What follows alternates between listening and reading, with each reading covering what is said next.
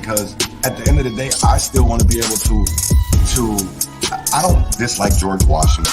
I don't dislike even some of the most racist people in history.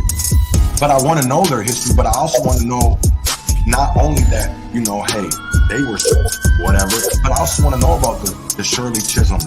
I also want to know about the Frederick Douglasses. And not even Nat Turner. I want to know more about Nat Turner than him just being some revolutionary. I want to know the Nat Turner that was out in the fields. I want to know the Nat Turner that grew up as a kid. I don't want to know just the narrative.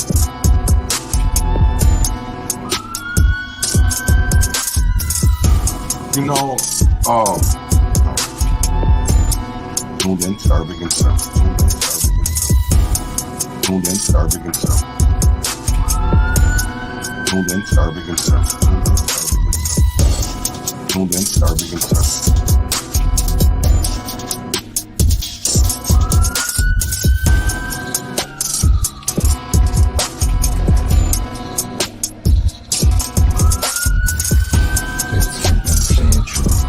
Tuned in to Urban Conservative.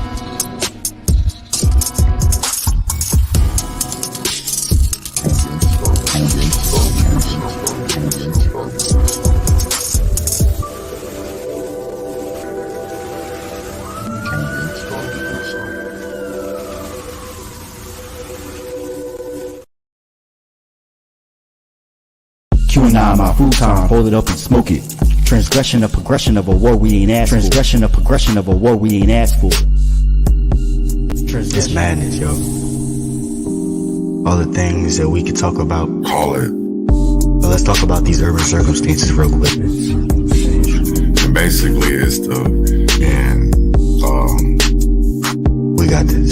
So Revolution. Winner is frosty hand. Muhammad is the fame's name, forever stand. Standing on royal fusing of justice for the few, ridiculed by the pale terrorists bent on genocidal obsession, rooted in fear of neglection and abandonment, fueled by nightmares of ancestors' jealousy.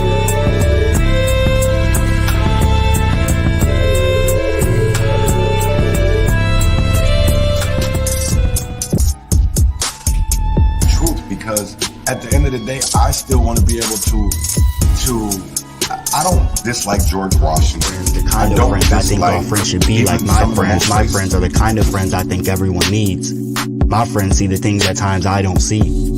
My friends hate the police.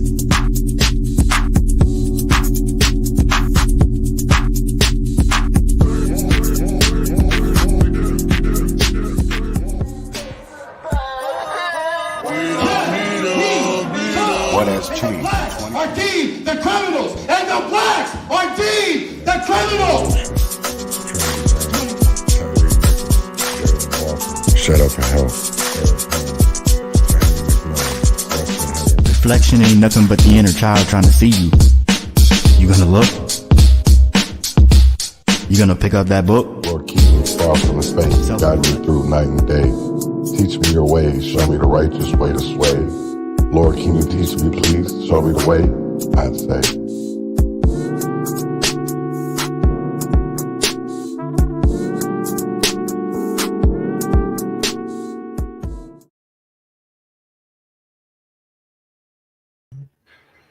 Grand risings, grand risings, grand risings, grand risings, and welcome back to another episode of the Urban Conservative with Chaz Neal.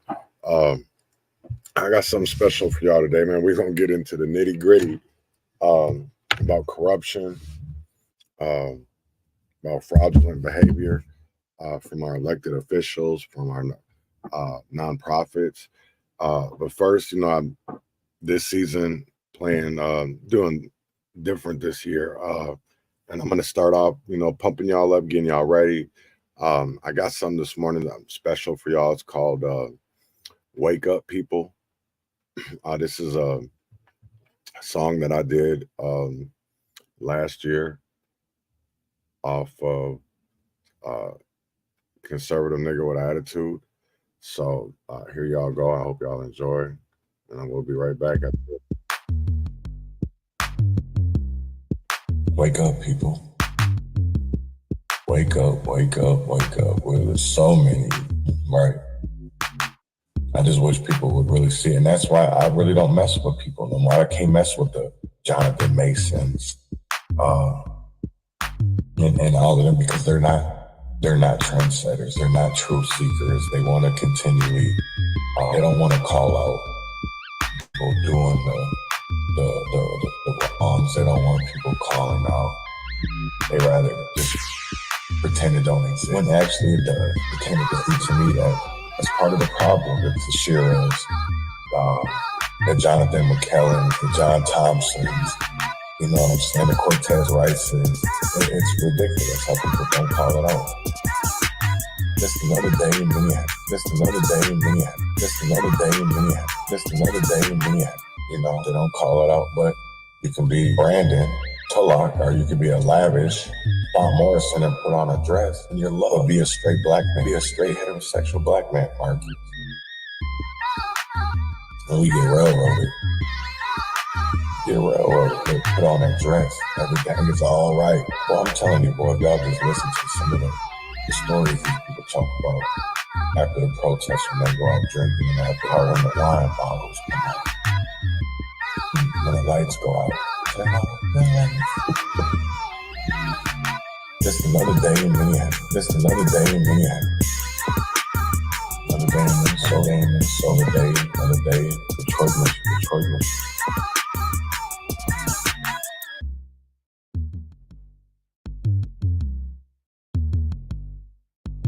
Just another day in Minneapolis. Just another day in Minneapolis. Just another day in Minneapolis. Just another day in Minneapolis. Just another day in Minneapolis. Just another day in Minneapolis. Just another day in Minneapolis. Just another day in Minneapolis. Wake up.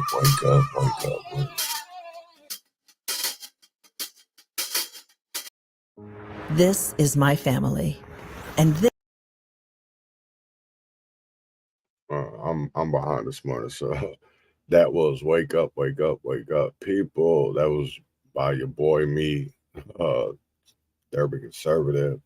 And like I said, man, I got something special for y'all today. We're gonna talk about a few things from.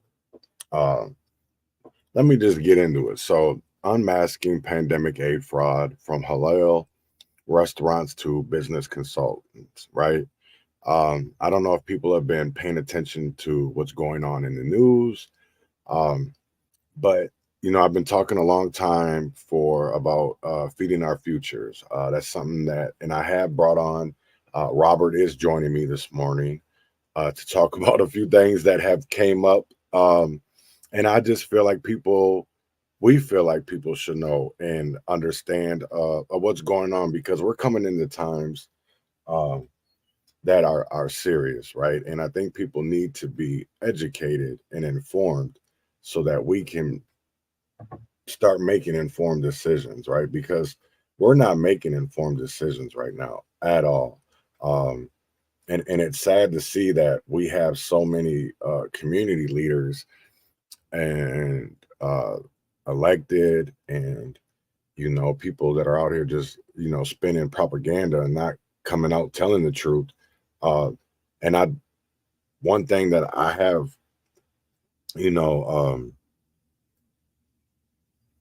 like branded in my brain is the words, you know, transparency, accountability, truth. And I think, what the fuck is that? You know what I'm saying? And I think a lot of people should really start looking at what is truth, what is transparency, what is accountability, because we're not seeing that. We're not. And I don't think people are paying attention to what is going on in our communities. And I'm not talking about North, South Minneapolis or St. Paul. I'm talking about St. Cloud. I'm talking about Rochester, you know, Albert Lee, Owatonna, Duluth. You know, there's so many other places that are experiencing fraud, but just on different levels. And when are people actually going to wake up and see what's going on? Because it's going to hurt our communities. Big time, it's going to hurt us. And we need to come out, say something, because there is people that are speaking out, right? But a lot of it is said in court transcripts. And that is the biggest problem, because there's been a lot, and we're gonna discuss this morning with Bobby Champion, feeding our future. So don't be shocked at any names that you hear, because like I said, this is unfiltered truth. We're definitely not scared to say names or any of that. So because this is about accountability, right? This is about truth. This is about transparency. I'm going to be honest, because all we're doing is putting out court transcripts, right? It's nothing different. A lot of the stuff that we're putting out is public information. It's just that people don't know where to look. They don't understand where to search, or they don't know what they're looking at. And that's what we're here for, is to help break it down, because I love what Deanna Winter's doing, right? Bill Glenn. There's another guy, Paul Walsh, even though I don't really like the Star Tribune. But there is other people, even Liz Collins. I know she gets a lot of rag. But there is reporters, there is journalists that are putting out good journalism, and it's not being paid attention to, because we care more about P. Diddy and what's going on with his life than what's going on in our own neck of the woods. And don't people see that as an issue, or is it just me, or is it just a few others? Because I do believe that there's people out there that see what is going on and have a problem with it, but are scared to speak up. And it's like, why? What's the point of being scared anymore? What do you have to be scared of? So I think I added Robert. Yeah, he's on here. He just muted. He muted himself. But you're more than glad to come on here and speak, bro. Okay, I wasn't sure where you wanted to start. Sorry, yeah. I was real quick replying to the Libertarian Party real quick about the petitions. So, where do you want to start? I'm not sure where with the stack of stuff you wanted to start. Man, there's so much. I kind of want to get into at first. I know Bobby Champion is a hot topic, but I kind of wanted to just get into a little bit of feeding our futures. That is in trial right now in federal court. They are scared, Ben. They definitely are scared to talk. But there was some big stuff that came out yesterday from the FBI forensic accountant. And for me, it was pretty shocking, because you can literally connect. One thing, I will speak for myself, right? Because I've literally connected people that work with Keith Ellison when he was running for Attorney General, that were a part of the Feeding Our Future. And it was something that I disrupted, and I was thinking it was last year, but it was 2022, that me, Cortez Rice, and Dane McBrien all interrupted Keith Ellison's press conference. It was John Choi, Mike Freeman, and there was one more county attorney too. I think it was Dakota or Washington County. But they were asking for more money from the state legislator to prosecute and persecute juveniles, right? Because, there was a big thing at the time with the Kia boys, and, just carjackings was out of control, which they kind of still are. But it's just crazy to me how people weren't even paying attention to this, because there was some interesting ass shit that came up in their bank records. And the lady this is what blew my mind, is what is on trial that has been on trial. Actually, hold up. Whoops, my bad. I'm not even sharing my screen. Y'all ain't even seeing nothing. My bad. I wasn't even over here thinking. Oh, here we go. So this is the Minnesota Reformer. This is Deanna Winter, and I'll tell you right now, people really need to go give this lady a read. She's really in depth. Because I'll tell you right now, there's a lot of stuff that I knew, but the China and all of that, I did not know. Like, really blew my mind. And the fact that they were, and I'm going to talk about this later on in the show, is about Lake Street. But the fact that they claimed that $49 million and that they were feeding all of these kids just blew my mind. And it's like, we don't even have that many kids in the state. 30 million. And she spent 3 million on food. So what to do with the 27? One of the nonprofits is Think Tech Act, which opened a bank account in September 2018 that was largely dormant outside of $73,000 it received from the city of Minneapolis. And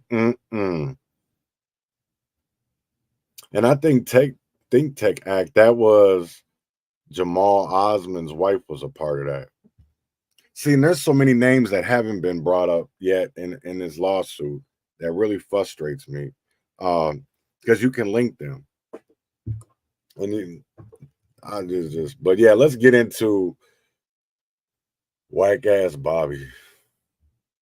Because I don't like that dude. Well, and that feeding our future stuff does get interesting. I was reading some of the stuff on it. I forget which names I was reading, but yeah, the stuff with China gets real interesting because there's other things Minnesota's done with China as well, including funding Rona research through the U of M. You know what I mean? And so it gets interesting where these money is going. And I guess the guy who ran it was from Kenya, right? Yep. So it wasn't even fully Somali. It was like from Kenya. And so it makes you wonder because some of these countries over there, remember, we have clandestine bases. And when we started bringing over the Somali people, that was because we were using Somali in the Horn of Africa as like clandestine warriors. We were funding people against each other. That's the whole thing about Black Hawk Down is that whole thing. And same thing with Sudan and Djibouti. And Djibouti, we have a multi-million-dollar UAV base there. So it just gets interesting. Like, where's this money actually going? And is this just one big CIA app? Which that probably, You know, I really started to ponder the whole, not even ponder, but to sit there and look at the connections, because I do believe that's why people don't get charged and why they're able to keep it so hush hush.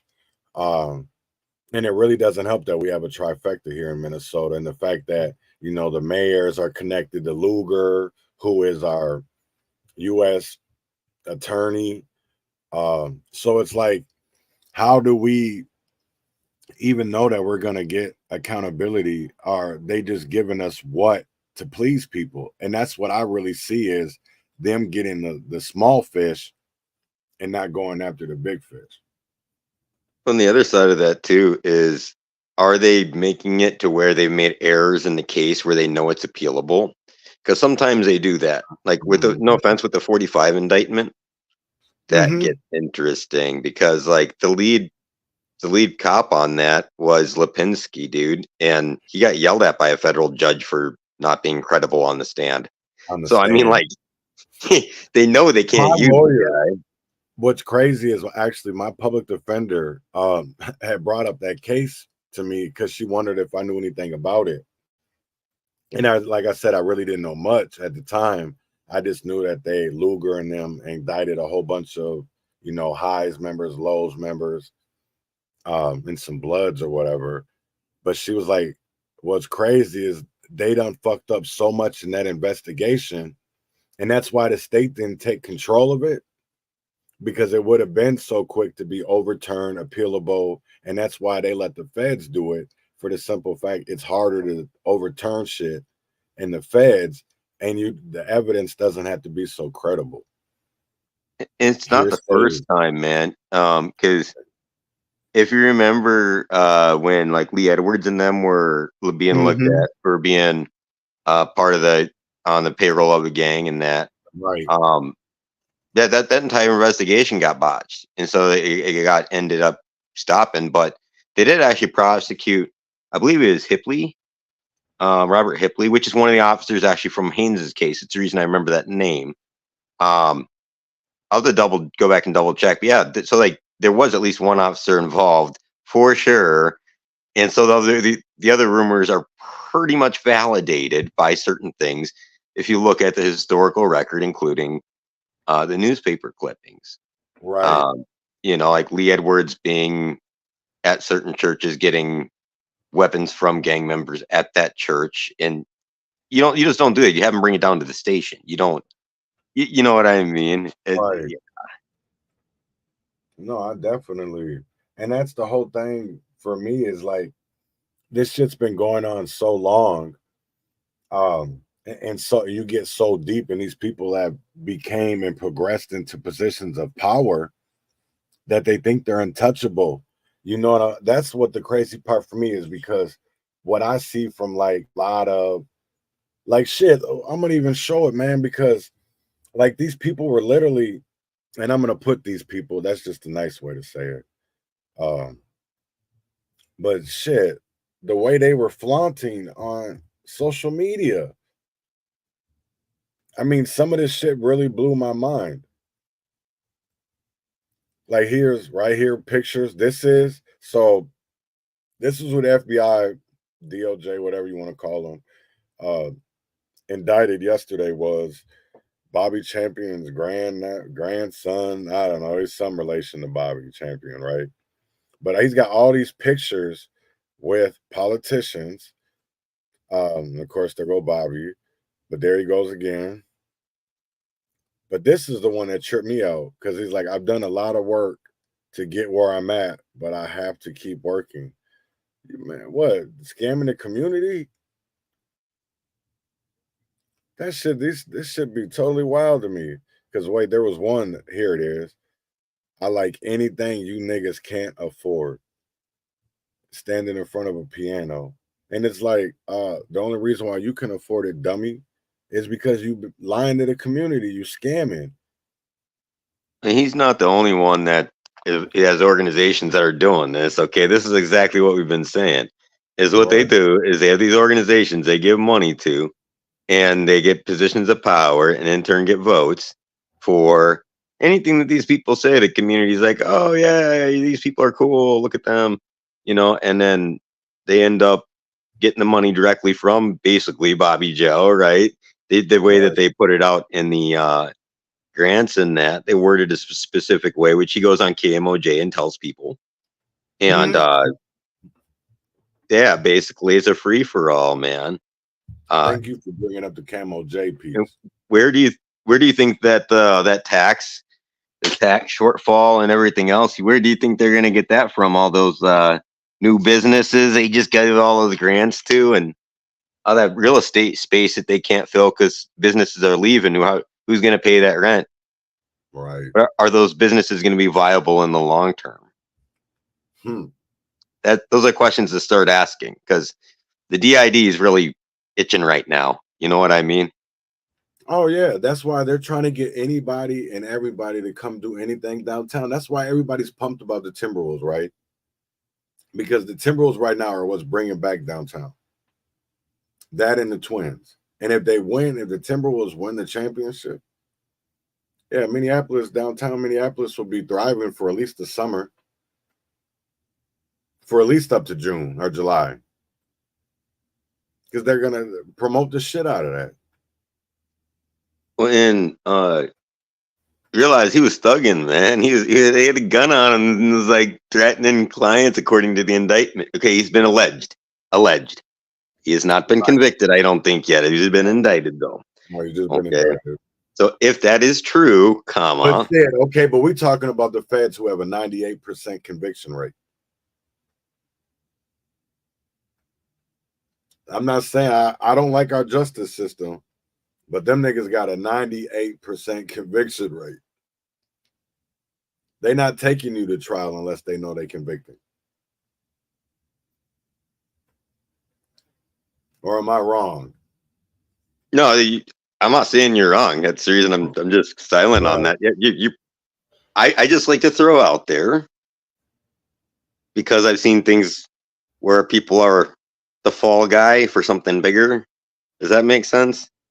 So yeah, they may have done something wrong, but there's like a whole big racket going on, like big huge money laundering thing that everybody's involved with. Does that make sense? And they're just gonna pick off the small fish at the bottom, make it look like they do something. In fact, that's what they do with a lot of the drug shipments. If the Border Patrol or DEA in that area is shady, they'll let certain shipments through and only hit other shipments to make it look like they're doing something when they're making money off of the protection racket.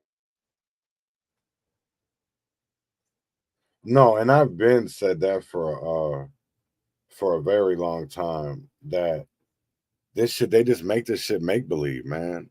There's no fixing the issue, because if they really wanted to end the gun violence, you know, that they could nip that in the bud so quick.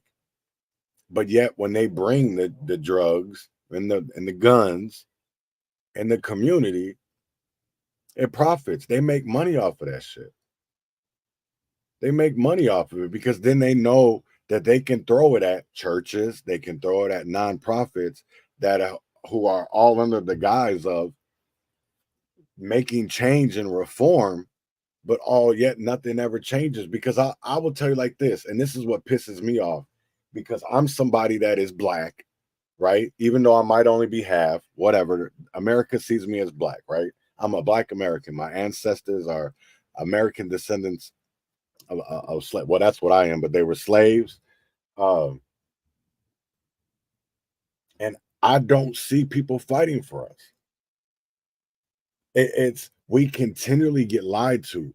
They said they were going to get rid of all of these things that harm black people, right? The shit that they did to George Floyd, right? They were supposed to get rid of that. Nope, they didn't. That's still in their books. No knock warrants, a mere lock. Well, they didn't ban no knock warrants because we still have them. It's just with exceptions, right? But I'll tell you right now that the warrant that they had for a mere lock would be the same warrant they would be able to get with exceptions, because of the crime and because of the activity that was going on at that apartment. But they don't want, y'all don't want the truth. That's the crazy part. Nobody ever wants the truth. We always want what makes us feel good. It's like with the African American Family Preservation Act. That's nothing but a bunch of words to make us feel good. It's the same thing with proclaiming racism a public health crisis, to make us feel good. Juneteenth, to make us feel good. Black History Month. But do we ever see change? Do we ever see it? Do we ever see change? Both sides have been co-opted, man. And I'm not saying that in a bad way. It's a straight up truth. You have the Zionists on the Christian right, okay, right? I'm not saying the far right is anti-Jew, I know, but you know, you have the Christian Zionists, and then on the left, though, a lot of the socialist side of it has been infiltrated by socialists from Eastern Europe that just happen to be Jews. Franz Boas, you go down the list. One of the guys that founded the NAACP I posted about was a former slave owner, dude. He co-founded the NAACP. He became a communist. You know, W.E.B. Du Bois, you know, some of the big names. And so you have to look at how they were influenced, okay, and how these social movements were taken over. And realize, like, there was race riots in the 20s.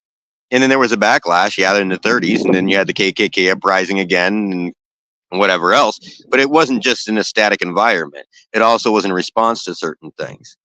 They got in control of a lot of the unions, right? But then they also were the thugs that would come bust up the unions. So they played both sides of a lot of things. And so you just got to realize that, like, if you're having a group subverting you for their best interest and not your interest, maybe pause and take a gander at it, you know? And so you see some of the social organizations that support certain things with Terran Crews. Okay, right up there with him. Right. It gets interesting, and it even gets it's not just a religion or a race thing, because like, okay, so when George Floyd was brought up here, there was an actual program bringing people from Texas, specifically with fentanyl and opioid addictions, to Minnesota for treatment at Turning Point. 90-day treatment, and then they were turning people out. I'm sure that there was people in Minnesota that they could be treating as well. Yeah, they got a partnership with North Memorial, right? I mean, like, there's other things going on here. But Hayden is the father of the guy who ran that is a father of Philip Hayden, who got in trouble with some of the stuff with Ellison back in the day, right? And with some of the funding for like CSI and that. And so it gets interesting, dude. But these people have been doing it for a long time, and half the organizations in Minneapolis aren't even registered, including churches. Just like some of the companies in the rural areas aren't even registered. Do your research, dude. If you're going to a church, just look it up, please. Because I'm getting calls from community members telling me information, which we can get into some of that later. But you're right on, dude. This gets way deeper, and it's scary how deep it goes. You're talking about Fry. You're talking about Luger, possibly. You know, and if he's involved and he's in charge of the FBI, there's a reason why he's messing up these investigations. Right. You know. Ding ding ding ding ding. But it's the appearance of. They want the appearance of, and they want to put in your face a certain narrative. It's the same thing with the stories that they choose. There are some stories that I know of wrongful incarceration of people, of wrongful killing of people that are way more obvious, and we should have been made way more big deal about, but they don't. They don't. You know what I mean? And then they take sometimes some stories that are questionable and then blow it up into things that they shouldn't. Right. And change never happens because they control both sides. And you know, I'm glad you bring that up. And Ben, that has been something that has been said for a very long time. People just don't want to talk about it. They don't want, you know, and that's the one crazy thing is because, you know, a lot of the stuff that I've said or the information that has been brought up, people are like, oh, we know about that. But wait, you know about it, but you don't care about it or what? Well, it doesn't really affect me. That's the answers that literally, like, standing in North Minneapolis and talking to community members, talking to ex-employees from these nonprofits who aren't afraid to speak up, or even talking to former Minneapolis employees who worked for the city of Minneapolis, and just hearing the stories. And it's like, damn, no wonder why we don't ever get any change, because we have way too many people that are at the forefront saying that everything is okay and rosy and dandy when it's really not. And then you get shit like this when the news comes out, because people are so already indoctrinated and brainwashed to think that when certain news media comes out, don't listen to them because they're lying. Don't listen to them. They're lying. That's what happened with the fall of Minneapolis. And I'm not saying that everything in the fall of Minneapolis is the truth. That's not what I'm saying. I'm saying there is some very good information in there, and people won't pay attention to it because of the simple fact of they've been brainwashed by BLM, and instead of being open-minded and just watching it. Nobody wants to be open-minded anymore. Everybody wants to literally just be either this way or that way. And it's like, no, be open-minded. It's not a conspiracy theory. Not when you can literally show paperwork, when you can show receipts. And it's not, you know. Maurice Hall, the guy that was with Floyd, was picking up girls that were wanting to go have sex for money and taking them out to buy their res out there in Redwood Falls, dude. That's what he got in trouble for. It wasn't involuntary. So he's pimping those girls out, man. Just sort of not a good look. Sabri has a bad history with cops with that too. He hired a former cop that was a pedo to do security at the Carmel Mall, and then that stuff got squashed after he got fired from there. But I'll meet myself again. It just gets interesting, dude. There's a lot more connections than people think about. No, people don't even. That's the one crazy part for me is that that's something they don't even want to talk about. I'm looking. Hold up. Let me see if I can. That ain't hold. It's brought up somebody else that I'm not looking for. Go ahead. Keep talking. Well, and there's some of the information I'm getting is directly from community members. I'm not going to name names, but I get people that call me and just say, "Hey, look into this. Hey, here's some more information." The stuff they're sending me is right on. Like one of them that I just posted today was about a guy from Nevada who had fled California because he was a victim of domestic violence. It was on record, and he was sold custody of the kid, which you can't be charged with fleeing the state then under California law. Kamala Harris actually is the one that reviewed his case, dude, and falsely incarcerated him. And her boss was into child trafficking, and I guess the kid was child trafficked. But Kamala's union boss was John Walsh's girlfriend. And I've been in talks with John Walsh's daughter, who's going through some stuff and came out with some stuff about her dad. But that gets real interesting because of Hank Asher, who we've talked about on this show before. Right. Hank Asher was the father of Data Fusion. Iran-Contra was involved with that. It was a drug runner. But her dad actually built hotels or ran hotels in the Bahamas, basically for the CIA. Okay, that's who was running it at the time in the mob. So it gets real interesting because there's a lot more going on with the child welfare system.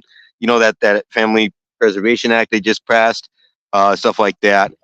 We got to look at a lot, and it affects locally too. If kids are being abused, they need to be taken care of, we don't need to be ripping kids out of homes unnecessarily and having the state take control of them, especially if they're being trafficked, which, given Minnesota's history, especially I've talked about Scott County before, it has a terrible history with their child welfare system. There are some good people in there, I know, but like Hennon was a foster parent for 20-something years and like to rape kids. Or, sorry, I'm not sure I can say that on. Oh, hey, man, listen, I'm unfiltered than a motherfucker on here. You say what you say. I ain't CNN. I don't care if you're drinking something right now that's going to give you got ED issues and it's going to give you a heart on it and you about to go bang some chicks after this. Like Cameron said. No, I'm not like that, man. All right, I'm just saying I'm unfiltered than a motherfucker on here. But I wanted to well, okay, maybe not too unfiltered. I'm not kid friendly. Because this is for adults because we definitely need stuff. But you need to put this into a concept of where you can teach your kids, though. But we were talking about Maurice Hall, and right there I have on he appears in court, sex trafficking and drug charges, and this is from 2021. And I always did wonder why he never ever. He always pled the fifth, but see, and if people don't understand what pleading the fifth is because you can incriminate yourself. Which Jerry Epstein always played the fifth when he was questioned. Yeah, see, counterfeit bills.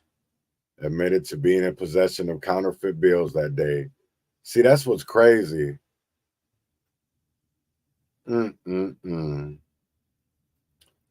Courtney Ross testified that Floyd bought the drugs from Hall. See, I mean, I know this shit's 4 years later, and I hate to even talk about George Floyd, but Yeah, you definitely said it, Ben. Covering up their asses is key, and they're very good at that. They are October of very 2019 is when he got caught out in Redwood. yeah. Yeah, that was the year before Floyd, wasn't it? That he got caught on Redwood. About 6 months is October of 2019. So yeah, it wasn't even that long. Because yeah, there was. I mean, honestly, and I'm not saying that Minneapolis police did not kill George Floyd. That's not what I'm saying, because they did. What I'm saying is that we had 4 men take accountability for something that Minneapolis police had allowed to do for years, and we just seen that with even just yesterday, with the lady coming out and filing a $9 million lawsuit against the city of Minneapolis because of what Derek Chauvin did to her, and John Pope, Zoya Code, and many others before George Floyd. Well, that's just look at the history of the mob running Minnesota. You know, during Right. Prohibition, quite literally, most of the federal agents were on the payroll or they ended up dead. And the mob literally ran the city in the state. They never really stopped. Okay, it's been on record, man. Just people don't pay attention to it, think people are crazy when they call it out. That's all it is. You know, the one thing that I really, and I'm glad you're on here, because, you know, we were talking about the Libertarian Party, and you know, with the event coming up, Operation Hug the Block, you know, not even an event, it's an initiative that we're doing for 90 days. I just really feel like that's an opportunity, man. Is like, we want change. How do we get there, right? Because before June 1st, I'm going to be talking to a lot of politicians, and I'm tired of getting the runaround. And what I mean by that is everybody wants to come on and alert people on social media, right? So you got Walter Hudson getting his sound bites. You got plenty others that are getting their sound bites right now, right? Eric Lucero, any Republican. It's an election year, especially if you're in the House, right? You're trying to get reelected. But what I'm not seeing is the education, because literally how I feel is like they believe in their mind is that they can't do anything unless they have the power.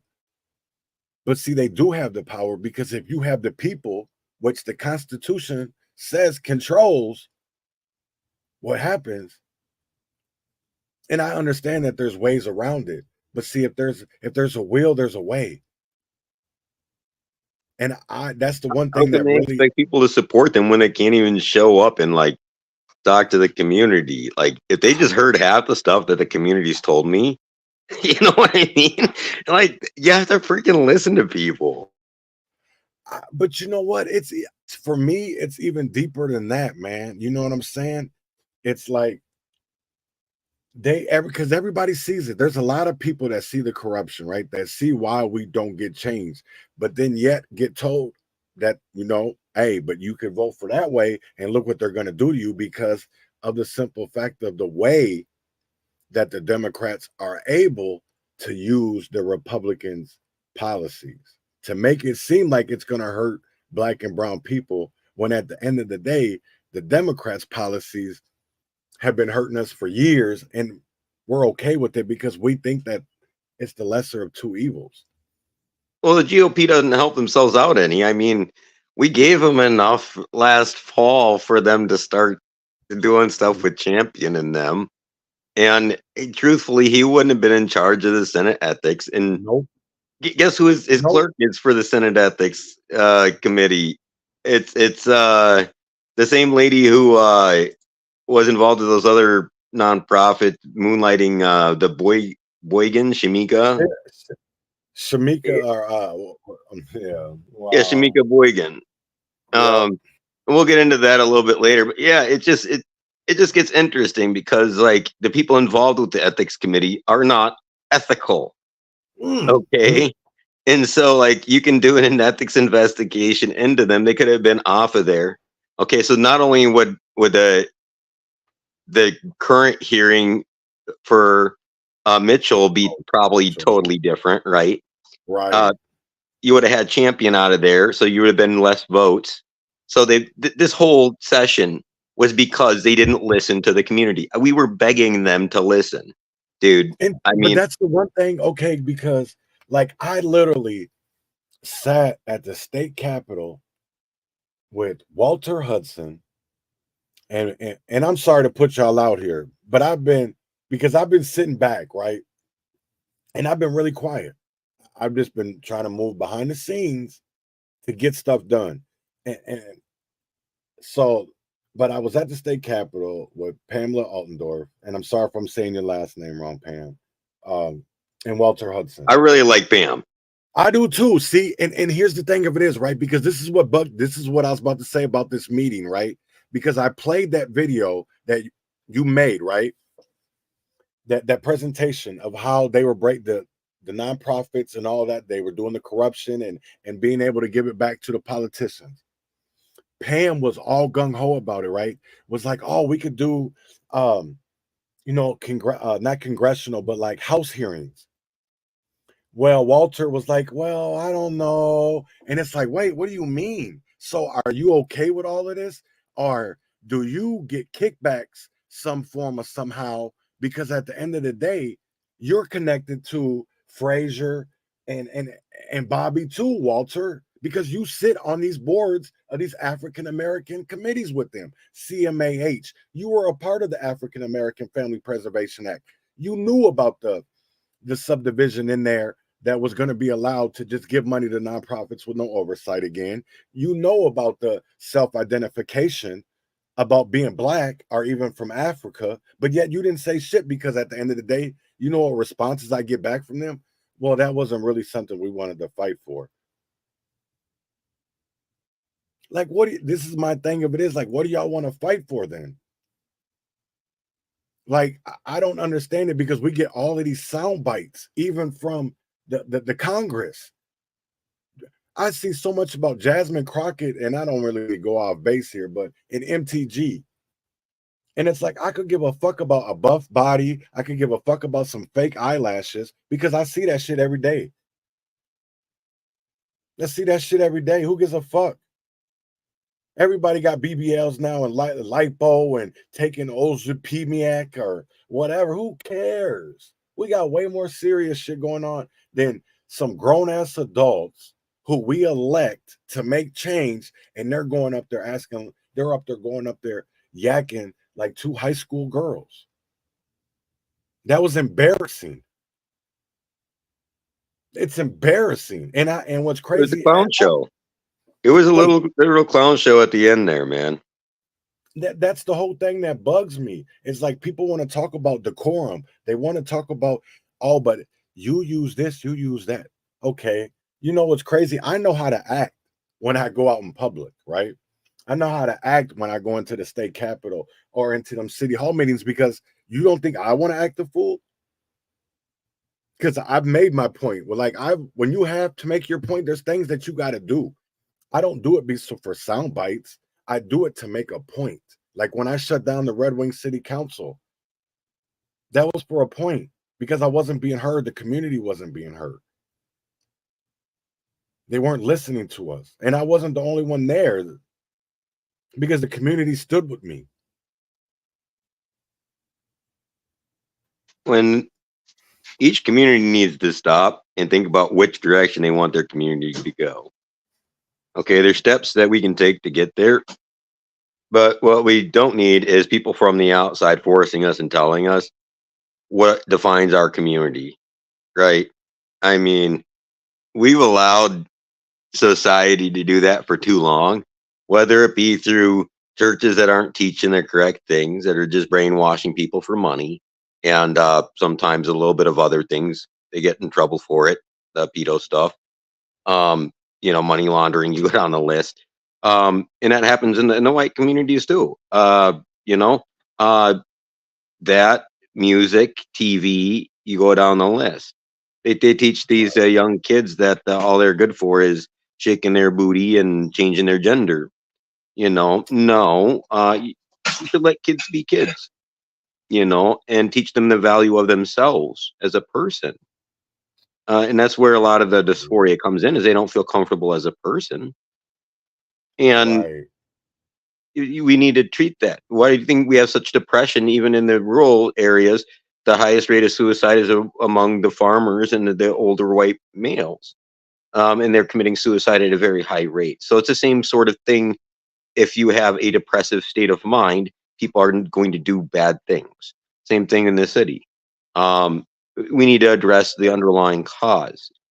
If you want to get back to the local communities, the local control, taking back control from the government, we can do that.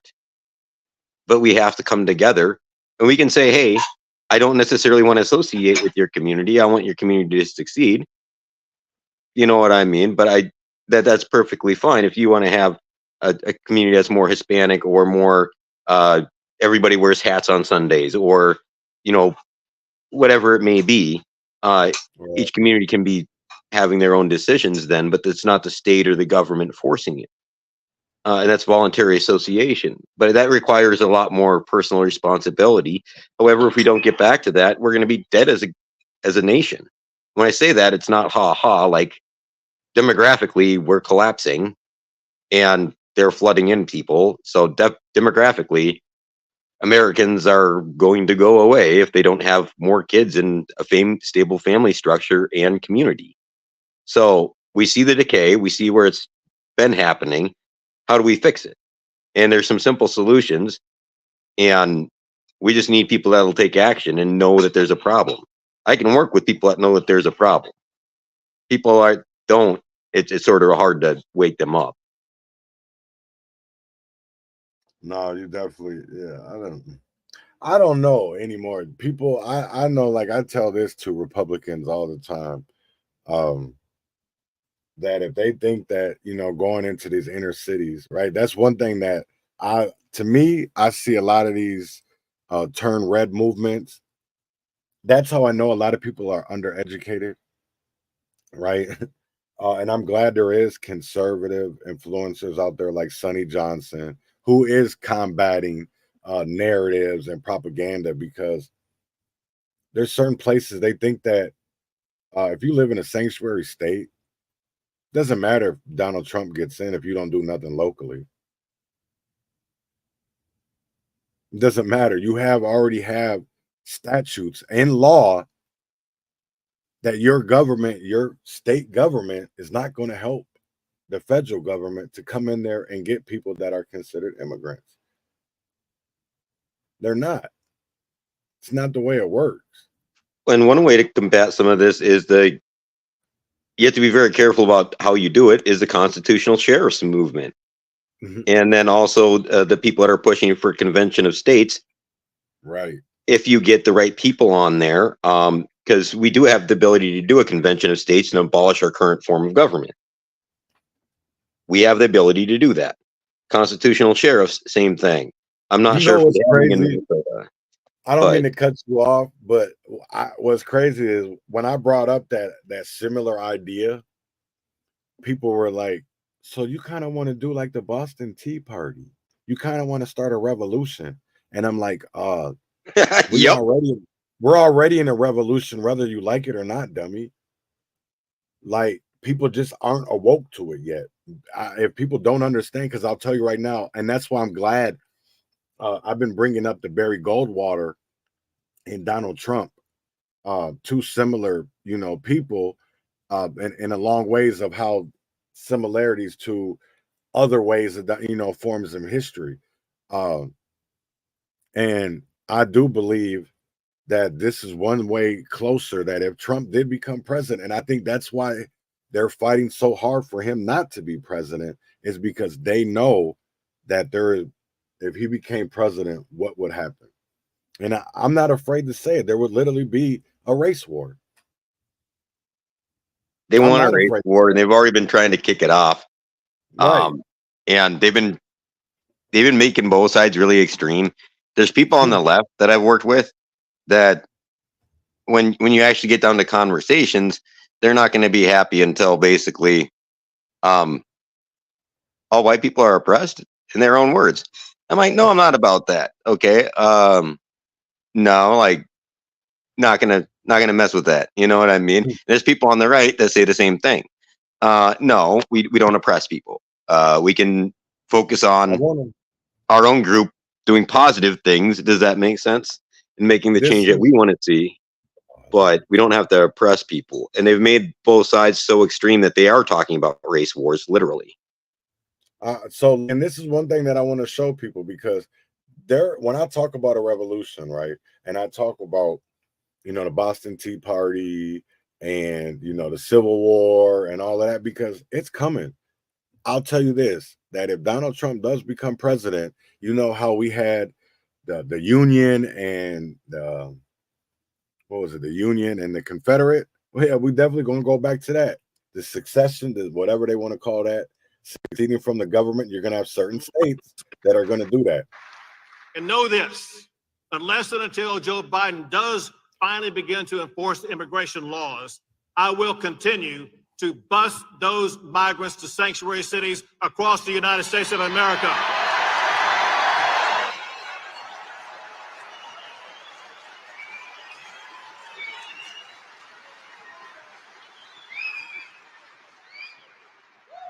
Bunch of hypocrites.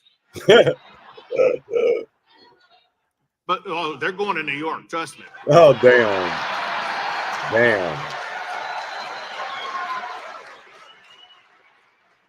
Their Adams need something to do. Ooh. And know this. And that's the coldest part about it all, man, is like, and he's addressed, this was yesterday at the NRA.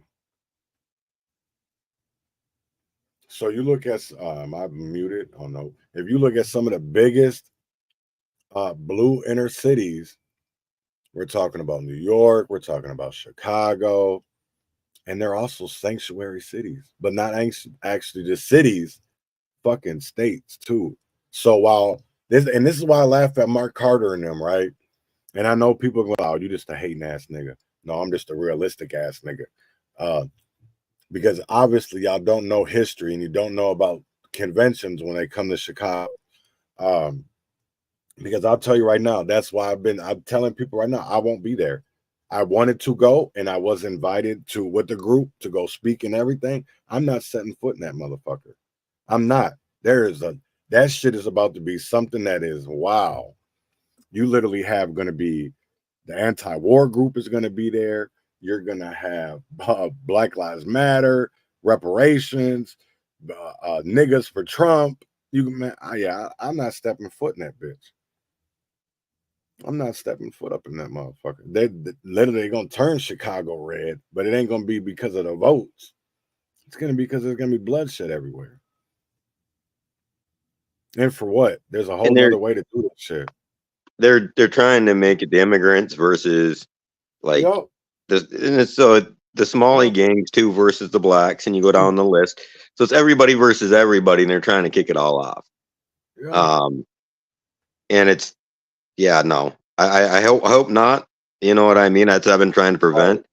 But at the same time, but you know what though? I'm going to tell you right now though, there's no way to literally stop this. And I tell Reverend Tim Christopher this all the time. If we were really serious about stopping what is coming, we would literally call them out for the shit that they do when it comes to they want to bunch blacks together when it benefits them, but then separate us because then they're Nigerian, then they're Somalian, then they're Ethiopian, then they're South African. They're all of that. So I need people to understand that they'll bunch us in all together when it works for them. But when they need to be divided, right. You know, and then they say, "Oh yeah, we did this for you guys," and you're like, "Well, no, you really didn't." Right.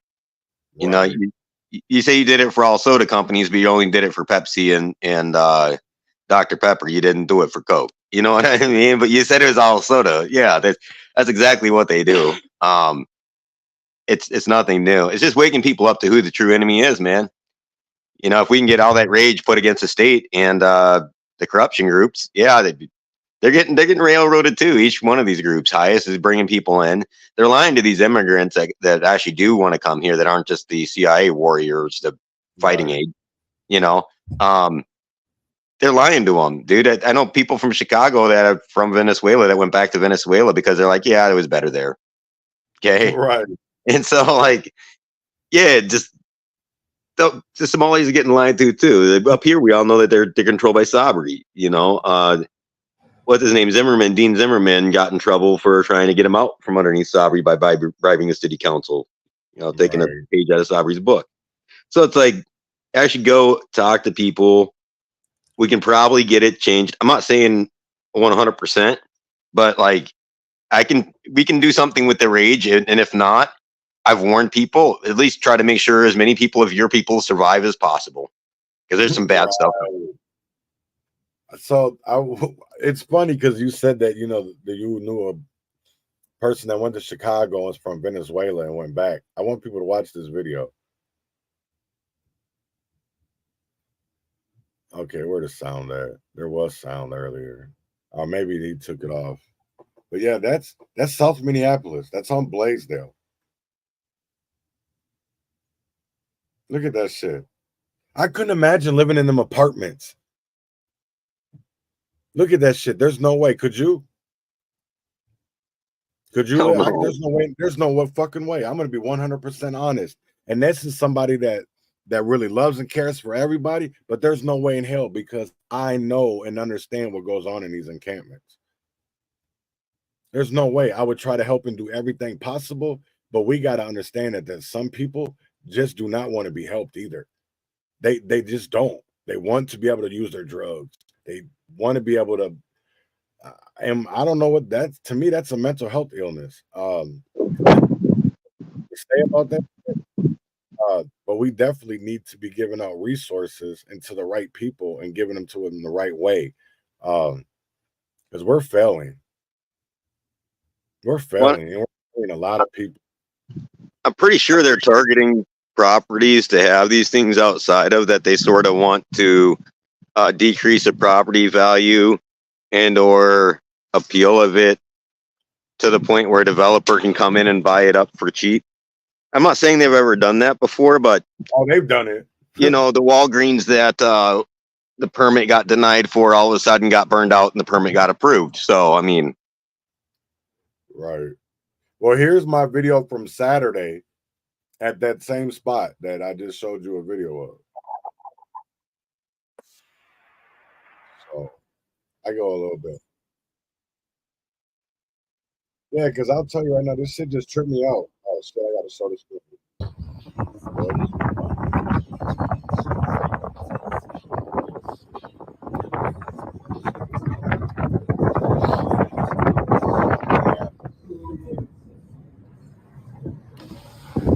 This is Lake Street, right by where the old Kmart.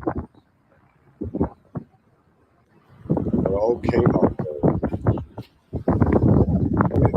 Right on there, man. This shit just blew my mind. Because you could literally, like, you stop right at the stoplight, and you see tents right there on the sidewalk.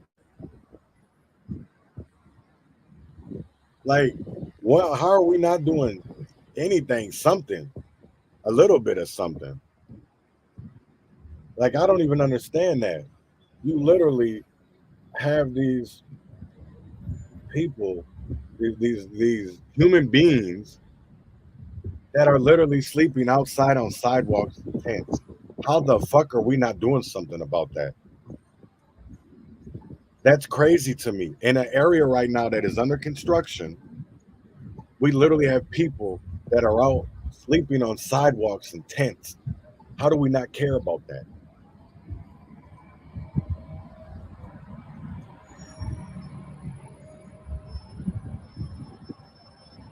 because we got the Timberwolves and the Twins and right.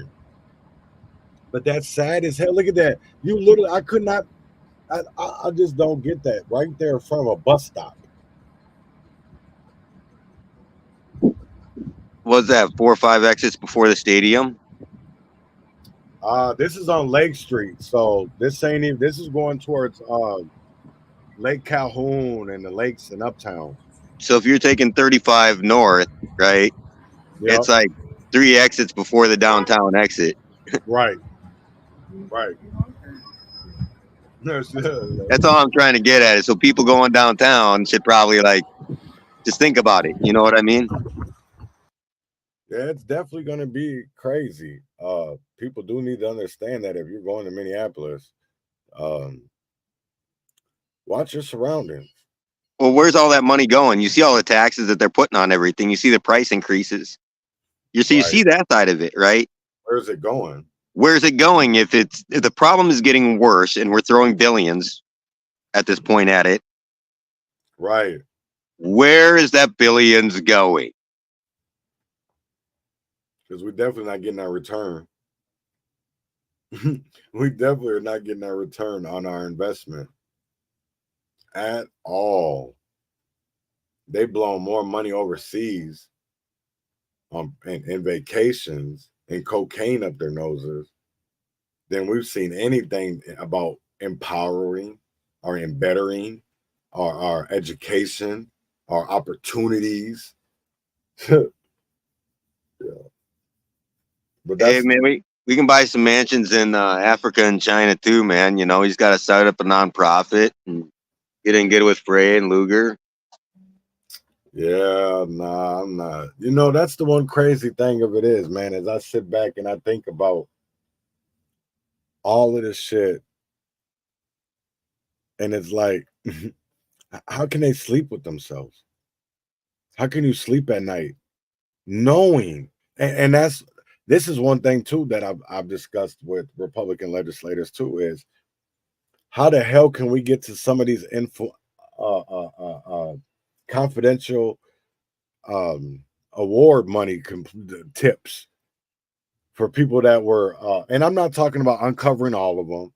I'm only talking about the cases where we can exonerate the people, and that they'd be like Marvin Haynes because somebody got paid for a tip that was bogus and still hasn't been talked about.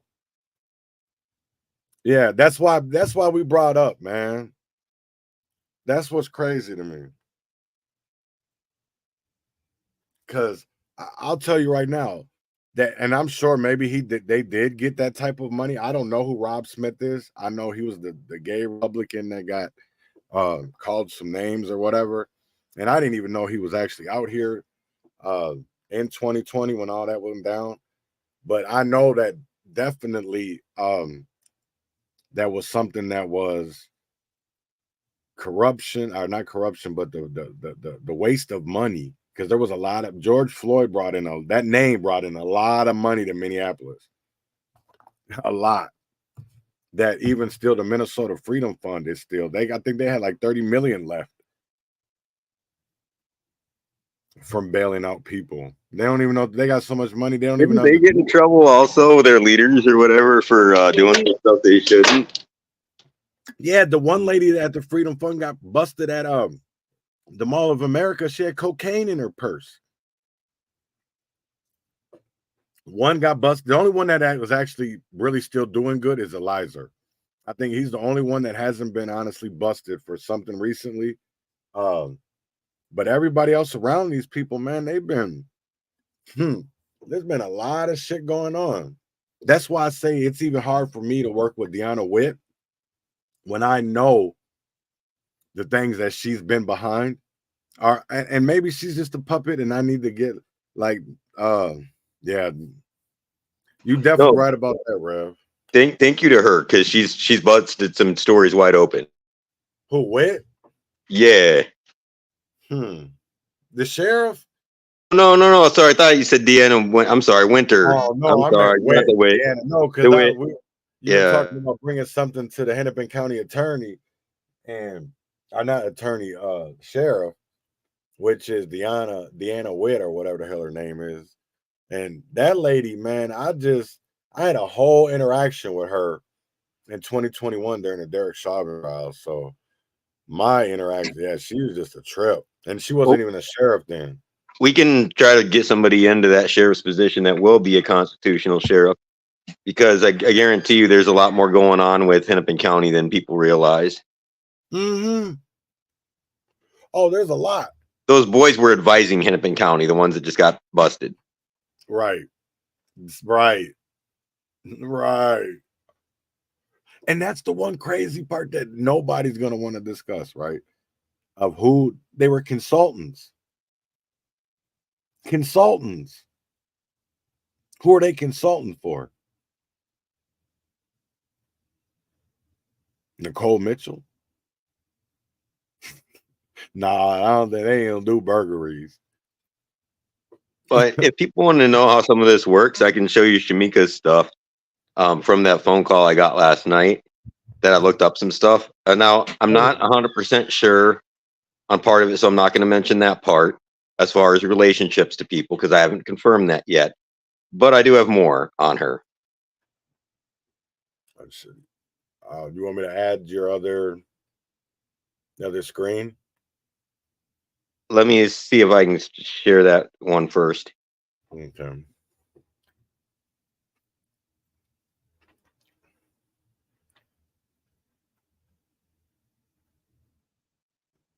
Okay, yeah, you can.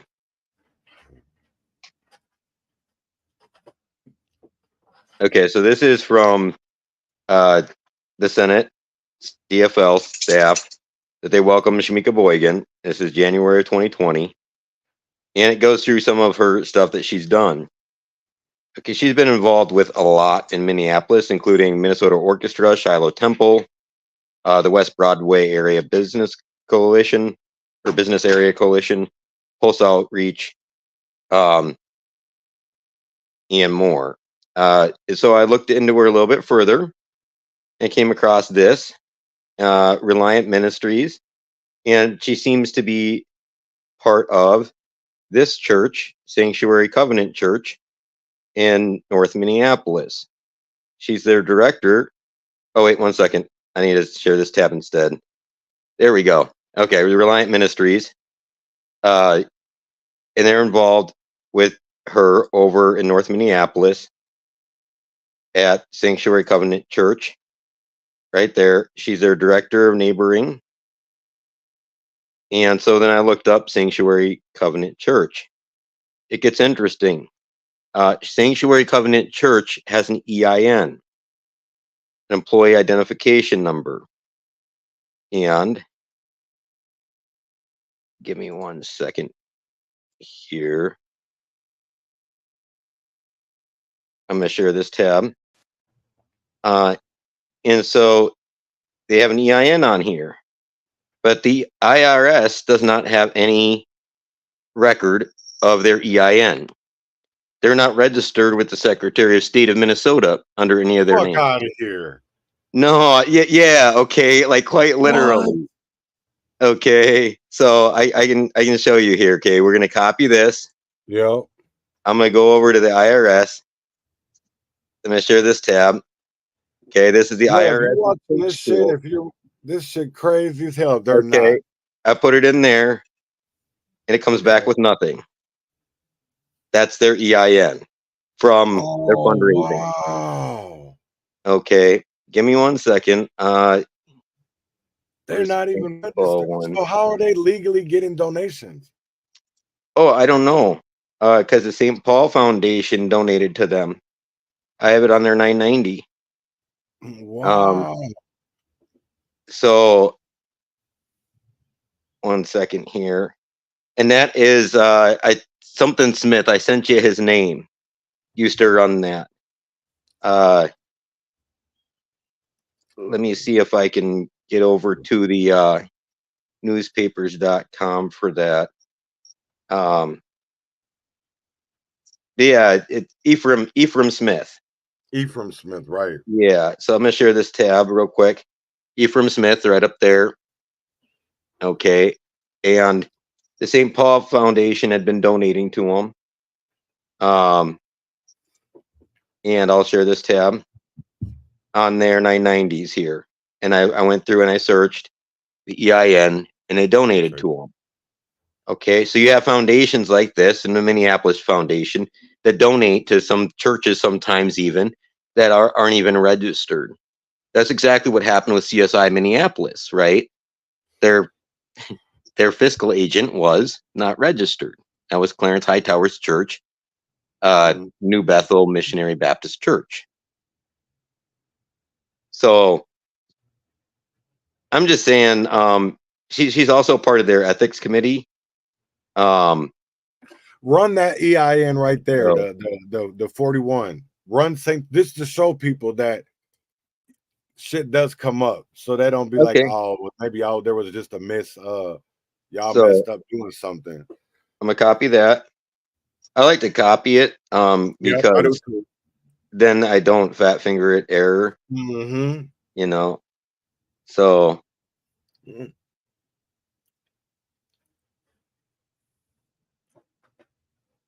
this is for the nonprofits, right? So if they don't register as a nonprofit, it's different. So Look at something came up. Look at that. Yeah, something comes up and then you're able to go in there. So if they make under a certain amount, you're not going to have a 990. You're just going to have a what they call a postcard form, right? I think it's 50,000 or something like that. Yep, it's 50. Anything under 50,000, they get to do postcards. Anything over, they have to do a return. Yeah, and then you can just go on here and get their 990s, and that's how we've been getting the nonprofit stuff for like what's that This is stuff. why they hate us, bro. Yeah. This is why they dislike us, because the shit that they say we can counter with, and it's not just rumors. We can literally have receipts with it. We have paperwork, and that's what they hate about. Okay, a Mother's Love Initiative. They pay for rent or whatever, but they're renting from who? Is that the LLC that got the business? House? Yeah, but was it under the LLC, and are they paying the LLC? So she's making money off of that. Right. You know, through rent. And it's not a big deal, but you got to be transparent about that. How much money are you making on rent? And they don't, nobody's transparent. Oh yeah. It pisses me off.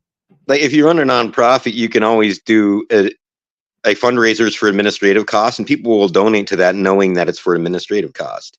You don't have to defraud everybody, but they do. It's easy. In Minnesota, they'll just sign off on whatever. So I'll let you go talk about some stuff real quick. Yeah, because even I was brought up, somebody I was going to Rochester, they brought up the Tubman Foundation, and I saw the ex-mayor Sharon Belton a part of that board, and I'm like, is it so? These people literally ex-politicians. So I'm talking about Ryback. I'm talking about even Belton, who was a former mayor. Former city council members that now sit on, McKnight Foundation or the Polad Foundation, and make all of these decisions, giving money to nonprofits for school education, for policing, for social justice. And then we wonder why we never get no change when even the Minneapolis Foundation is sitting on billions of dollars in investments overseas. This is a nonprofit. They donate. Minneapolis Foundation donates to places all over the U.S. too. All over the U.S. too. Right. No, I know. Right. It just really just baffles me of like the shit that we will come on and get mad about Puffy, or we'll want to cancel R. Kelly, but we won't talk about, don't let you bring up your favorite pastor who's been fucked the community for years, or your favorite activist, or your favorite nonprofit. And it's like people just don't want to. How much in grants?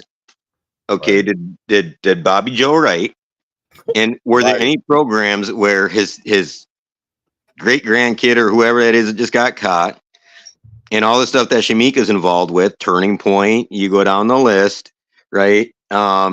All the stuff that she's involved with the church and the St. Paul Foundation, whatever. Okay, is any of that money flowing directly to the stuff she's involved with? And are those people the 9% that actually turn out in your district to vote? Right. And are they coercing people not to vote? See, that's what I wonder too. Thank you for bringing up that point, right?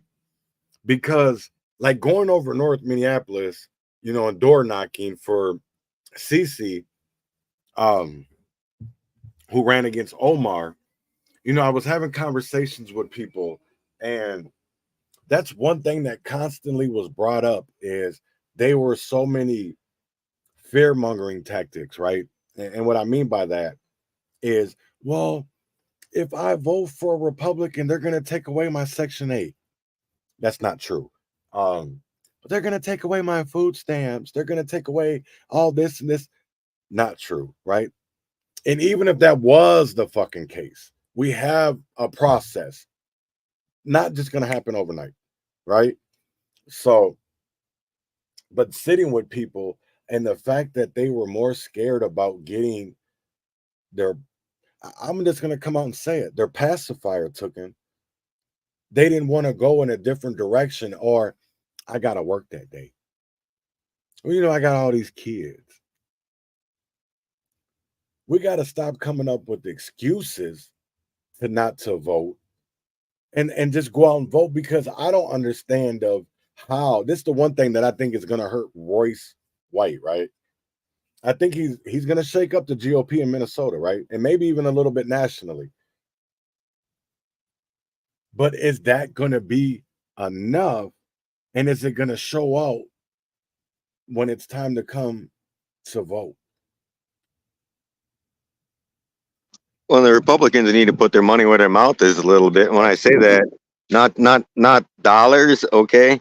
Right. If you have areas that you know need help with childcare while they're standing in line for 2 hours because they have ballot access issues, where some of those lines are 2, 3, 4 hours long, Right. yeah, you're gonna have to set up some childcare. Hey, I will take care of your child while you go vote, but make sure that the people are vetted. You know what I mean? There's things like that they can do.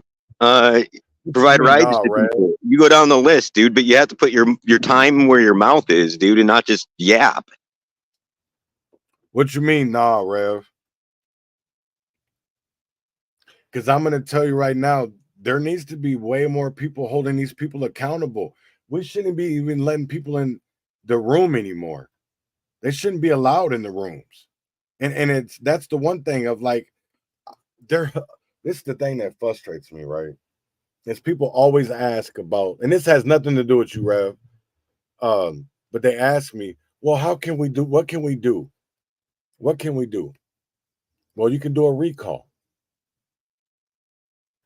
You can do a recall. Our Constitution allows for that, right? When there is of malfeasance, which there is enough of, and feasance, which there is enough of that too. And it doesn't always have to be criminal. It can be ethical, right? Because I'll tell you right now that if people if these groups, little groups form together and use their resources, and their connections, we would get so much further along. Okay. See, I'm gonna disagree with you there, Rev. And I don't think he's too far right?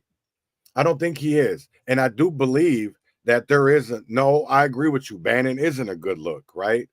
But Bannon also has money. He's got connections. So if Royce uses those in the right way and puts that time and energy in the right places, I do believe that Royce could definitely, with the people that are going to come behind him, right? Well, I'm talking about Trump, because I can guarantee it that CC, I do believe that Trump endorsed, but I guarantee it that Trump is going to endorse Royce. If there's anybody, I'm not saying he's going to win. I'm not saying that, right? But I will say this, is that he is going to put on a good run against Klobuchar. I know he didn't do good against CC, and that was all by design. I do believe that I will say this, is that Royce had CC on policy. Definitely had her on policy. And that's why I was trying to help CC's team with their policy writing when it came to literally promoting to the people. And they wouldn't even listen to us. They wanted to parade us all over Minneapolis, all over Congressional District number 5.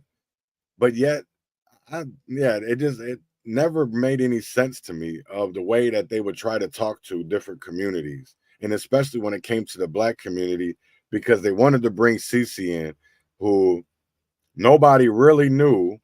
She comes in wearing stilettos, these tight ass jeans, BBL, whatever. You know what I'm saying? And then you start hearing the stories. She used to be a stripper. She was this. She was that. And it's like, why does that matter? Why does any of that matter? Right. That's got to change, Rev. Like we literally we we got to change that. And I agree with you, because what's crazy is I was calling out Sean Holster, and the goofy literally called me a degenerate grifter. A degenerate grifter. Like, dude, no, because I'm educated. And here's the crazy thing of it is, like I told him, if you would have been better with your words, you let Zainab Muhammad dog you. Zainab Muhammad, a new American. But what's crazy is he runs the BOPU, whatever it's called in Minneapolis. That's what I'm saying. We need a whole new leadership. A whole new leadership. We have people that are jokes. There is another way too, man, and that's what I've been trying to tell the Libertarian Party, because I think that their message would resound. You know what I mean? Because they're about limited government, right? Voluntary association. You know what I mean? And food security. You go down the list on that. The Second Amendment, but it's more about voluntary association than that. You know, if they actually, I think they're going to expand their party in Minnesota if they actually put the boots on the ground type thing. Because it's totally another option, you know, and that's why I think when I listen to Mark Carter and Derek Gibson and some others, I do believe even in Marcus, I forget his last name, but he's in Rochester, New York, and he's running for New York seat. I do believe that we can take back here. I'm not even gonna say take back, right? But I'm gonna say this is, I'm going to get to that comment in a minute, but let me finish this, Rev, because I don't know how to think about this, right? But I do believe there is an opportunity that if we united, there is an opportunity to sit here and take over the Republican Party. I'm not going to say take back, right? Because we grew up as conservatives, and we literally look back as human beings, as individuals, and we look up of how we were raised, right? We were raised in a conservative, traditional manner. If you're over 40, you cannot say that you grew up in some weird ass type of whatever, because at the end of the day, you're a lie. You might have grew up, your parents might have been hippies, but they were definitely about family. And people take that conservative shit and bring it to a whole nother realm. And we need to literally keep it for what it is. Family. And it doesn't have to be about, go ahead. It's about the community getting together and helping the community as well. And it doesn't mean that the help will necessarily go away. It's changing the way that it does. Okay. And so, like, when I say that, like when the tornado hit St. Peter, man, my dad got a group from Honeywell and went down, and we helped take care of people. We helped clean up the debris and whatever else. We were there before the state was. You know, and that's the type of thing that Minnesotans used to do. You know, there's groups that I went with to go feed the homeless in Minneapolis before there was certain programs. You know what I mean? It's not that these things won't exist. It's how do we address the problem and how do we do it best? Is government doing it efficiently? Obviously not. They're laundering money. Their billions of dollars ain't going to you guys. You know what I mean? And so I do agree limited government doesn't help the poor. Neither does big government that launders money. Right. And this is the point that I wanted to make about this comment, though, is the difference for me that I get to take of the conversation that I've had with Republicans, and we talk about the limited government, the small government. I won't call it limited, small, is the fact it's about self-sufficiency, right? It's not about anytime you get into a situation, you run to the government and ask for help. It's about you picking yourself up and being able to do it yourself, right? That's what I don't see enough of, because we got that victim mentality and not that victor, because we always feel like we have to go to somebody to get help. And what's crazy, Rev, I do this. You've helped me. You've helped. You know what I'm saying? You've helped me. I've literally had to go to the government, and that wouldn't help us, but they would literally help people that were coming from other countries that me and my wife both had jobs. It was the fact that I was a criminal. I have a criminal background, that they wouldn't rent to me, or the fact that we were 12 points under what they wanted for credit scores. It was never about not having enough money. I've been working and having money the whole time I've been doing this. It's the fact that people would, and just like if nobody's seen the story about Marvin Haynes the other night on Fox 9 of how he was exonerated, and they brought up his criminal record, which he has none because he was exonerated. So we have issues, but nobody wants to talk about them because of the simple fact that when you have these conversations with voters, they always bring up these other things about Republicans. And at the end of the day, I really can't disagree with them. But I sit here be trying to change people's minds, because at the end of the day, we're indoctrinated to believe that the Republicans are the worst party, and voting Democrats is the lesser of evils. And when I say limited government, you know where you start? You start with the state or federal government. Okay? Because, like, I don't know, the CIA has been running black ops for how long? The Pentagon hasn't passed an audit in how long? You know what I mean? They almost got audited on 9/11, but then that went away. That's the type of stuff also I'm talking about. We don't need to be having these foreign wars. We don't need to be sending money overseas and helping out people from other countries when we can't even take care of our own citizens. Our citizens need to come first. And it is individualism. However, we also need to build up strong communities, right? Because your community should be there for support as well, where you are building each other up. You know, get back to that sense of, you know, if you're sick and you need your neighbor is willing to take your kid to school, that's okay. You know, but then vice versa. It's that you succeed together. It is individualism, but you also need that community cohesion. They've divided us purposely so much that we don't trust our neighbor. We don't trust the person down the street. We can't even walk down the street without being strapped or whatever it may be. Right? Well, no, that shouldn't be. How do we change that?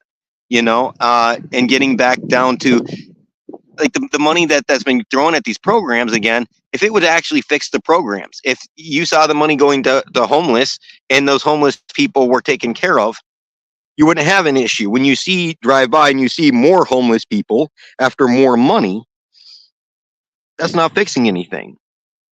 And so how do you get the money to the right people? Those are the community conversations that you need to have, but you have to have it at the community level because the community knows, you know, and that's, I'm not a libertarian. Okay. But that's the reason that the party appeals to me a lot, is because they're about those types of things. Right. You know, I'm not a libertarian, so I don't speak for them, but that part of the party really appeals to me. You know, I think they have their own issues, but I think that type of mentality where we can also look at positively what we can do and actually really address the issues and change around our mindset based on best practices. Because if history says that we were doing it wrong, then maybe we should look at how we're doing it. We're doing it. Section 8, okay, for one example.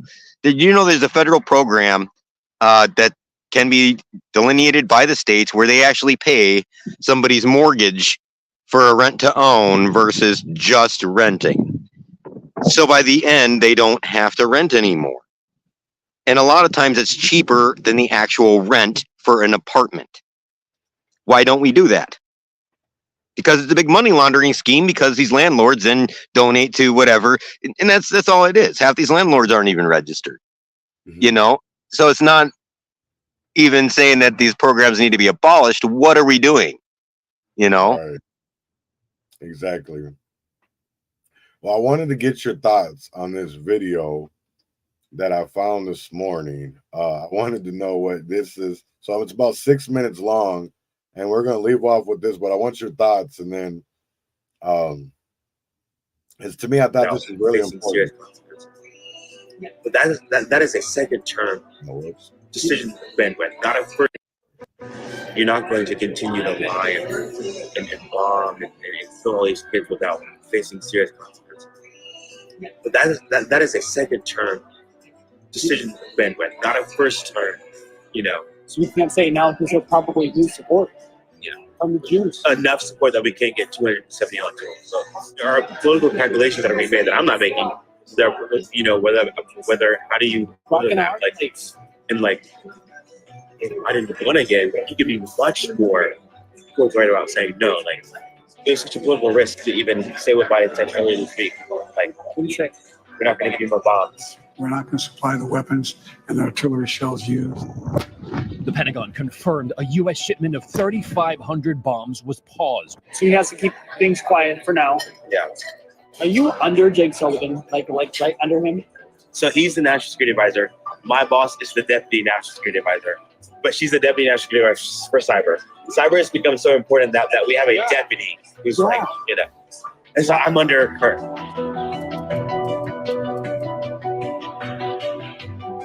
The whole Gaza Israel thing, it's like so ridiculous.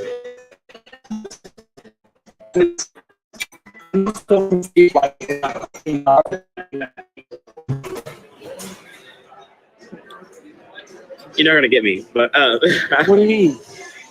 I feel like sometimes the reason I lie about where I work, not with you, or people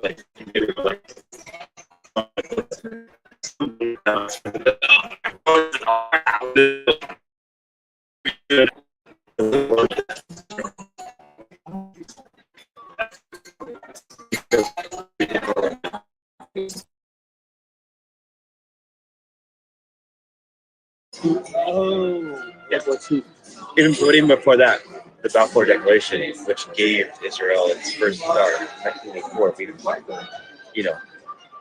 involved in it. Right. Does that have to do with AIPAC too? Because I hear a lot about that in the news. So I was going to say that there's a huge Jewish, powerful Jewish influence in both Republican and Democratic politics. And the administration is really facing a conundrum of siding or being as active as some of our more progressive and democratic factions and parties and losing the Jewish, having the powers that be placate the Biden administration as anti-Semitic, and losing the next administration because of that. And whether we're having internal deliberations about about that, whether Israel's actually or not, that's not really something that we can even those deliberations we really have publicly without anyone getting pissed. People are being pissed off as it is. But why? Why can't it be public? Say what these people like the law. And it's not like we aren't hearing it from our constituents, Congress, from our families. My boss is very Jewish. I'm worried about November. You should be. Is that? You should be. How do you combat? How do we combat it? There is this, obviously, there's a thought that says we should be more transparent, but Israel has both a domestic and international footprint. Domestically, we have so many Jewish people. We've stuck by them so long. There's such an easy way for certain folks to twist this message of we're standing up for human rights. There are even folks in the U.S. turning against us to play a martyr. We would lose. There are political calculations that are being made that I'm not making. There, whether how do you I didn't win again. You could be much more about saying no. You had that terrorist attack October 7th, and it was Hamas, but we can help you. You're doing it. We can't even really say that because it's all classified. But we can help you in the way that we can. But you're not going to continue to lie and bomb and kill all these kids without facing serious consequences. But that is a second term decision bandwidth, not a first term, you know. So we can't say now because they'll probably lose support. Yeah. From the Jews. Enough support that we can't get 270 electoral. So it's such a political risk to even say what Biden said earlier this week. Like, What do you say? we're not going to give you more bombs. No free bombs, but you continue that. Yeah. He said that? He did. How did I miss that? That was risky. Because now Jews will get really, really upset. In their own communities are hearing like, oh, I'm taking that as America is turning against us and not, no, we are supporting human rights as we've tried to do for so long. Yeah, exactly. Exactly. And the whole Palestine effort is really, those are a lot of our voters. If it, like the Palestine Free Palestine, those are our voters, and we need them. And I feel like we lost them. One part is like, maybe both look as conscious and possibly lose. But like, if he did that and then Trump won, in the long run, did he actually help? So he has to keep things quiet for now. Yeah. Huh. So, what do you think? Yeah, it's right on. I mean, that's what I was talking about them controlling both sides of a lot of issues. And if you look at it, since the 1860s, when the Eastern Europeans flooded in, that's been the case. LaRouche did a really good thing on it. He has on YouTube a video called Palmerston Zoo, I believe it is. I can share it with you. It's a very good one. It goes over B'nai B'rith, the formation of the ADL, the Scottish Rite of Freemasonry, and the involvement of certain organizations with things like the KKK. Right. Okay. And even, I mean, Malcolm called it out. Farrakhan called it out. There was people that were Jewish that were in those organizations that were fomenting both sides. So it's not speculation. They've been caught doing it. Same thing with the spying like Pollard. And there's nuclear weapon secrets before that in the 50s that were given. There's people that were executed for treason for it. All I'm saying is you've talked about the Somali influence. You don't want any foreign influence in your state. And so if people are more loyal to Wisconsin than Minnesota, you probably don't want them in your government. If they're more loyal to Russia or China or Iran than your government, you probably don't want them having a say in your government, correct? That's my view on it. So JCA actually is the one group that I was talking about that was up there with Taryn with the reparations stuff. It just gets interesting because they're controlling both sides of a lot of narratives because they're also controlling the Zionist right. And you can see that here in Minnesota. I mean, Walter won't even say anything about them. Tom Petters is the one that said the Sabes family runs the mob up here. They have the Jewish Community Center in St. Louis Park that's named after them. Okay, but they, if you look at their history, they were in charge of the gaming on the reservations. Okay, through a gaming commission or company. Look at Mark Sugarman, Myron Sugarman. Sorry, the last Jewish gangster, and he tells about how they basically went on the reses to escape the mob stuff because their reses are their own countries, they're their own governments. And Lyndon LaRouche went over that too, including the ties in Minnesota. He didn't name the Sabes family, but you can put two and two together. They also ran operations for both gaming and strip clubs, stuff like that in Minnesota. One of their security guys or main guys, whatever, was part of the Gambino family, and he got caught up with some stuff. So I mean, like, yeah, it's probably still going on. Look at Luger, look at Frey, who go there to the JCC up there. And I'm not saying it's all fraud, but we've seen enough fraud where it's starting to look like they may need to be looked into as well. You know what I mean? That's the reason I say we need to not get too crazy on either side. There's reasonable solutions in the middle we can sit down and talk about, but they want to control the narrative, and then we got to get that out of there. Whether it be whoever politically that has money behind the scenes, right? But there's a way to do it where the people have the say. On the Nova stuff, I can share something real quick here. I'm gonna share. Oh, I'll let you do what you have up on the screen, and I'll share.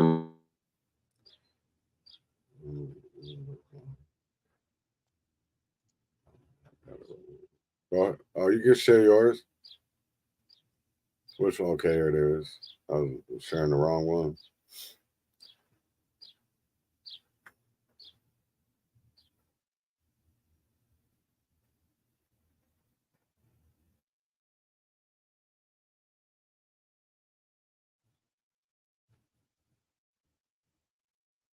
You're muted. Oh, sorry. Am I on now? So this is screenshots from their Facebook from the Nova Music Festival. This was a week ahead of time. Loving missiles or rockets. The Rocket Festival program, they were crying about it, mad about it afterwards. And then if you go to their website, which I have right here, and I've also posted screenshots about it.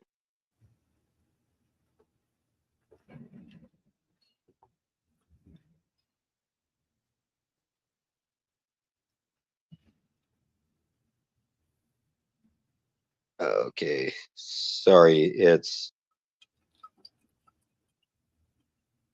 right here. See if it'll pop up. Now, I've done a video on this before. Oh, it looks like they changed it. Okay. I will send you the video. I've done on it before. Okay. Anyway, on their website, they have, or they had, that you wouldn't guess what would happen when the supernova meets the Suck It Music Festival. It's going to be an explosion of something or other. And then they said you can already guess what would happen, and like upside down smiley faces and that. It gets really concerning because yeah, it's like they already knew what would happen.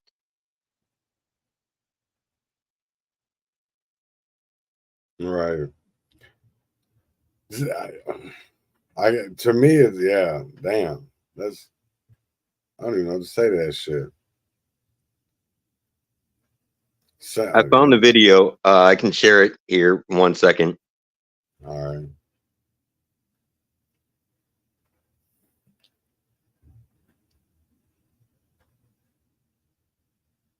That's crazy. Yeah. So if you're a city employee today, they got a free meal down at the City Hall for the 4th annual George Floyd Day of Remembrance for all city Minneapolis employees. As long as we have breath, reset.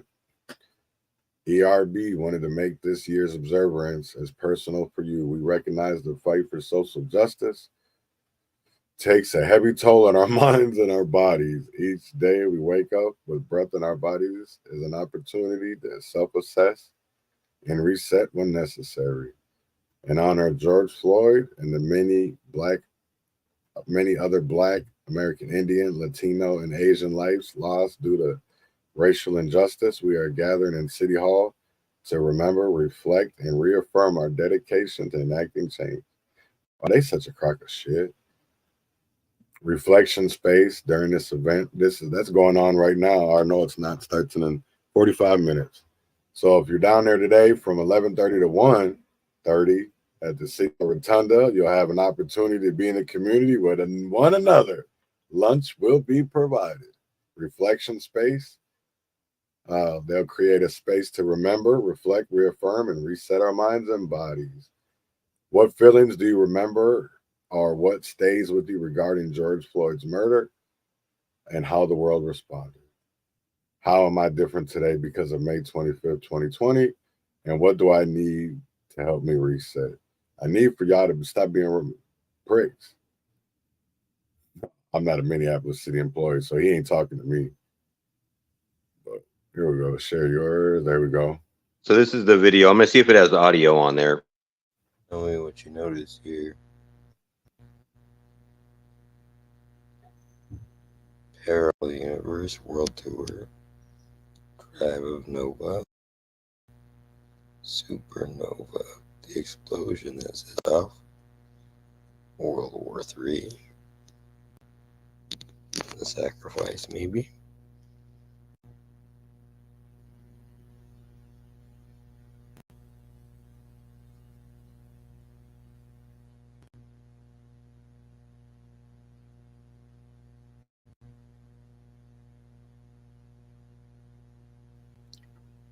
There's no sound. It'll come back on in a second here. I was just scrolling down so people could read through it because they've taken this off their website now. Read as we scroll. Oh, did they? Oh, that's what you were trying to show that they had taken off? Yeah, because it gets interesting down here at the bottom.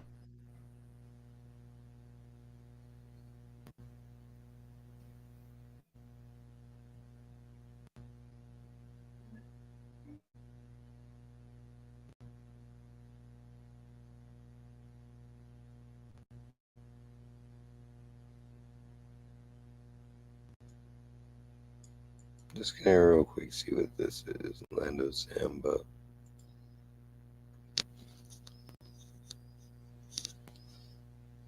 But you see on there the parallel universe, the explosion.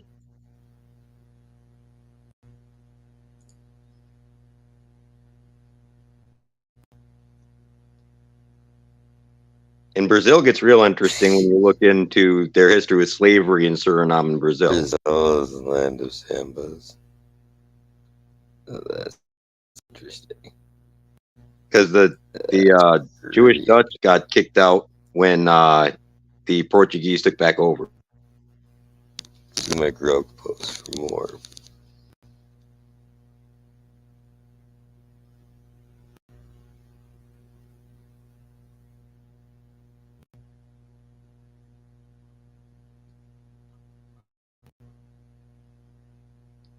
You can already imagine the results, or perhaps not. An explosion. Immense burst of light. It's all a psyop, folks. So, yeah, they had some interesting stuff on there. Let's put it that way. And then those notes about the rockets and wanting a chair in the air and all that. Right. Boy, if y'all motherfuckers don't wake up and stop saying y'all woke. It's been an impactful episode. It's been a long one. I hope we didn't bore you guys too much. I hope it was very insightful. I hope it was informative. I hope people take stuff away from this and ask questions. Ask how we can make a difference. You know what I'm saying? Because we don't have to wait for another election. We don't have to wait until November. We can do it now.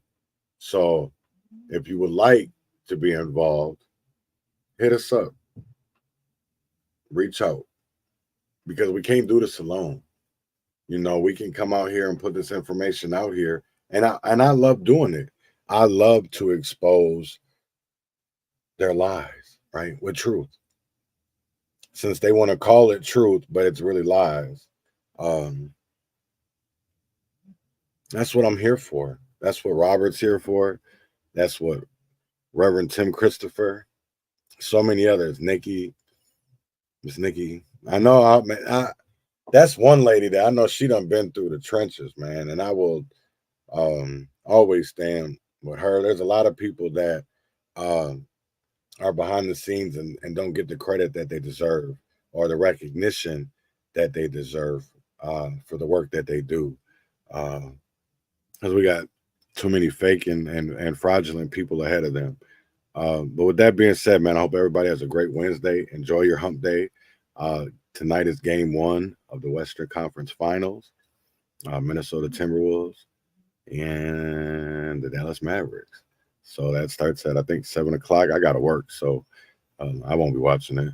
But I hope y'all are out there enjoying your day and enjoy the weather. We had storms yesterday, but hopefully it won't be like that today. So win or fail, freedom or jail, heaven or hell. Wish me well. Y'all have a great one. Urban conservative.